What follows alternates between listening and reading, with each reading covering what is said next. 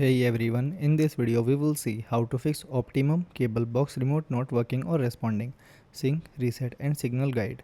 Fix 1 is check the batteries. Open the battery cover on the back of the remote, then remove the old batteries. Insert 2 new batteries making sure the plus and minus ends are in the correct direction. Then try using the remote again.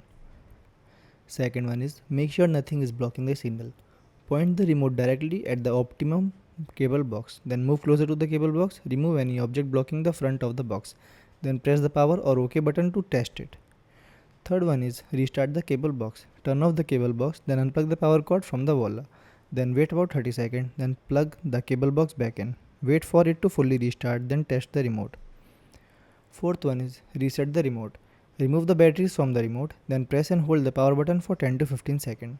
Then insert the batteries back into the remote. Test the remote again. Fifth one is pair the remote again. Turn on your TV and Optimum cable box, then hold the home and OK select buttons together for about 5 seconds. Then wait until the LED lights start blinking. Complete the on-screen pairing instructions if they appear. Then test the remote to make sure it responds.